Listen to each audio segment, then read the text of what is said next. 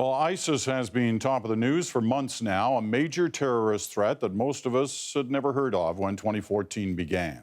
The images, the rhetoric, and the consequences have all unfolded at fever pitch.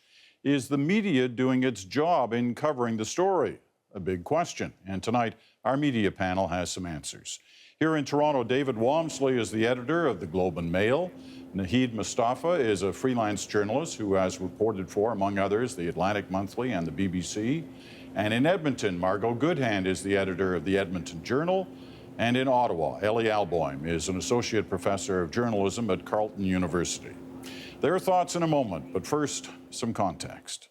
Where did this group come from? Because let's face it, until this summer, most of the world's media had never even heard of ISIS. What is ISIS and what do they want? ISIS is what is technically referred to as a jihadist organization.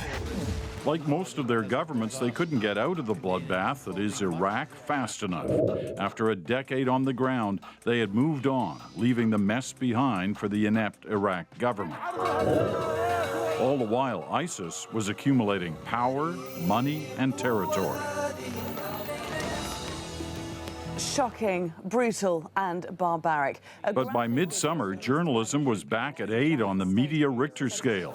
The 31-year-old journalist had been held captive for just over a year. The words "message to America." Everything had changed when ISIS started beheading Western journalists and handing out videos of the carnage. What is the Islamic State? In the middle of it all, confusion in the coverage, including the basics. What to even call the terrorist group? Is it ISIS, the Islamic State in Iraq and Syria, or ISIL, the Islamic State in Iraq and the Levant? Part of our editorial policy not to show and reflect the ISIS propaganda. The videos had journalism in a quandary.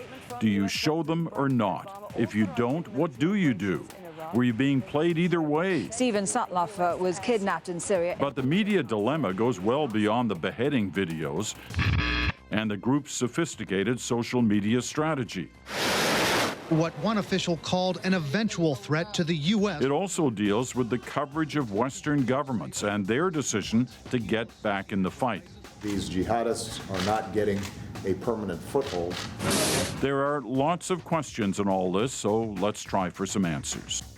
And let's begin with this whole issue of the videos themselves and whether or not we were played in terms of the way we handled the videos when they came out from ISIS. David, what's your thought on this? Peter, you raise a key question with respect to the treatment of information. 10 years ago, when we saw videos of similar beheadings, the television companies were able to probably stop them to a greater extent. We're no longer the monopoly deliverer in terms of mainstream media. The internet and social media will deliver them anyway. But in spite of that, we still chose, most agencies chose not to run the videos or the full videos. Naheed, did we play into their hands the way we dealt with those videos? Well, I think it really depends what the objective of the coverage is. If you're going to do a full package of coverage, then certainly the videos are an important part of that. And as David pointed out, you can get those videos in other places. And so a lot of times what ends up happening is it seems like TV coverage is far behind the coverage that you can find in other places. Play into their hands, what does that mean? I mean, as far as propaganda goes, you know, you could make a similar argument for showing video coming out of the Canadian government or you know, the American government. That's also propaganda. That's also playing into people's hands. I don't think we've had a really fair discussion about it, and I don't think we've really thought through the issues, and we're just kind of playing it by ear in a lot of ways. All right, playing it by ear. Margot, what do you think of this?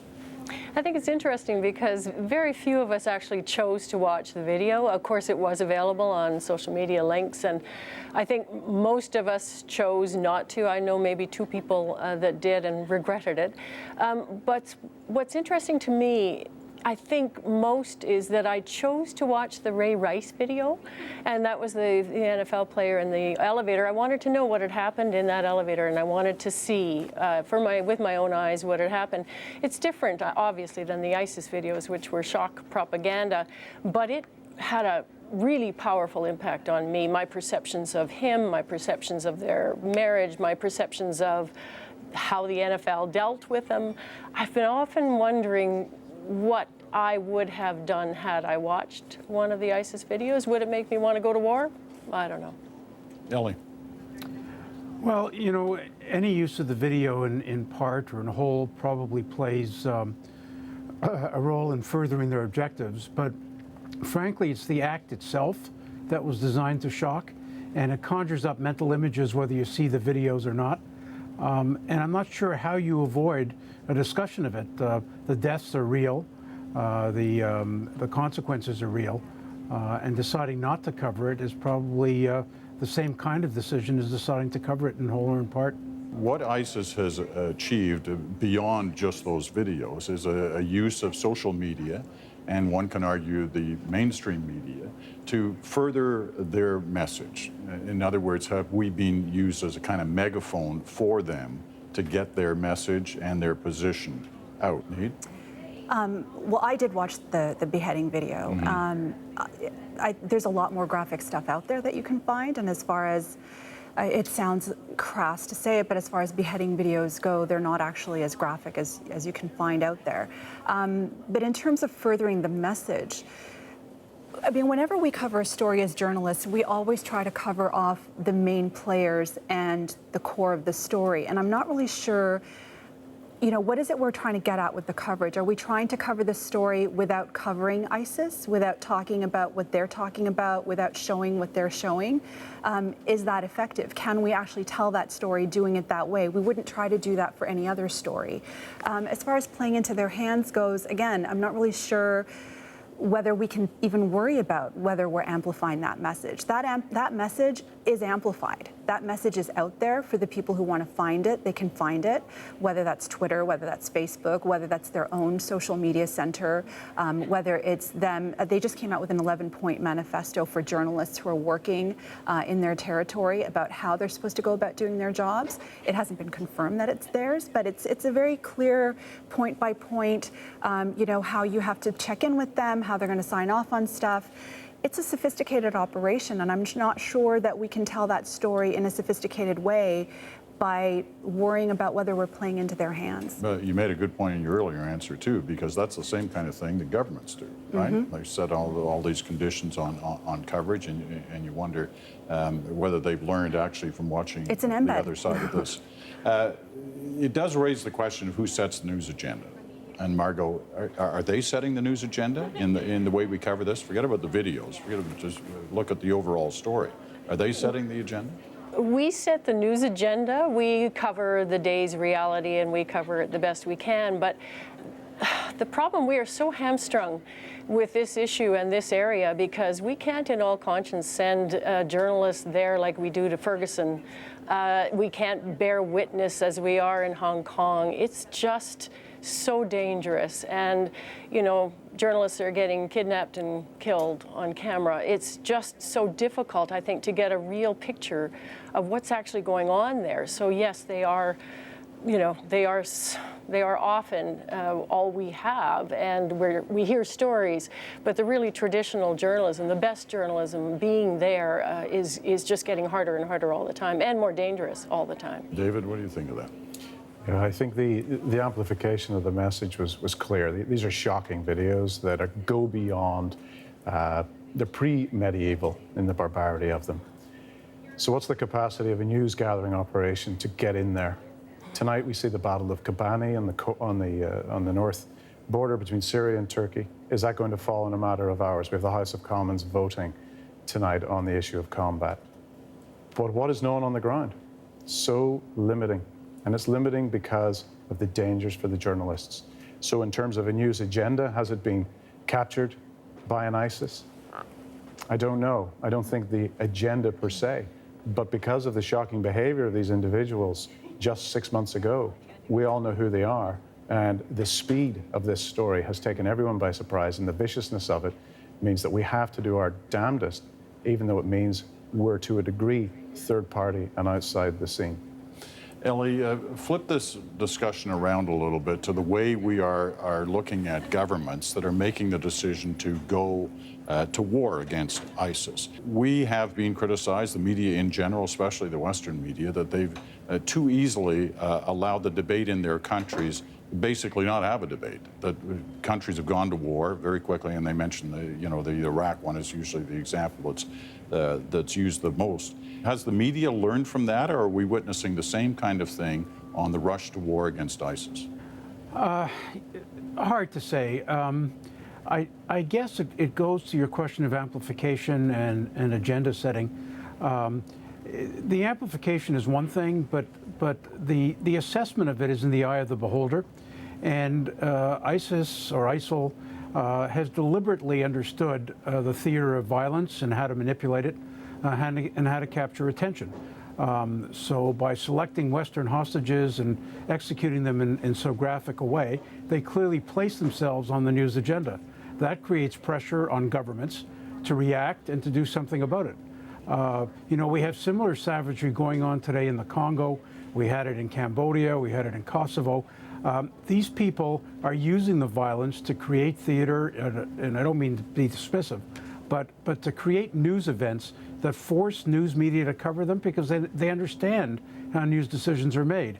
And then in turn, governments are forced by news agendas to react. And we get into a bit of a vicious cycle from which nobody can extricate themselves. Are we dealing with a different kind of terrorist group in their sophistication, in their use of media, and their knowledge of what media coverage can do, David? Yes, I think so. I think on a number of levels. You're dealing with an English speaker, the so-called jihadi John.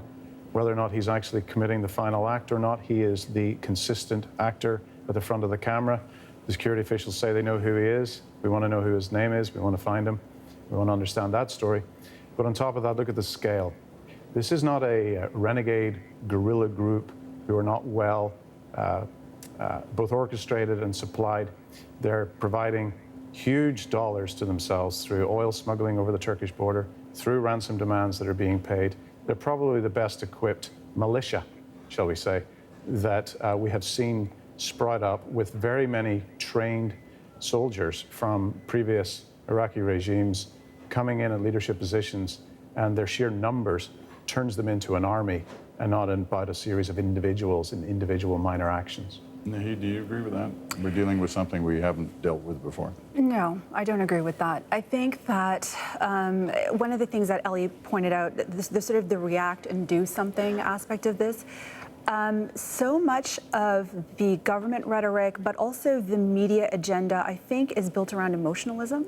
And I think that we, as journalists, we end up buying into some of that conversation. So we don't want to step back and sort of think in a rational way. We want to react on the story. And so we pick up all of those emotional threads, and that's what's sort of driving that, that edge of fear in the coverage. I think that it's an interesting thing. What is different about IS, ISIS, ISIL, I think, is their ability to taunt. I think that's what's different. The taunting is not a new thing. I mean, taunting has always been there, but I think being able to push buttons in a very culturally specific way that speaks to Westerners, that speaks, and creates that emotionalism, I think is an interesting new thing. All right, we got to take a quick break, but when we come back, we'll ask this question. Did the media in some ways fail to keep a promise it made after 9/11? Who even remembers what that promise was? We'll check it when we come back.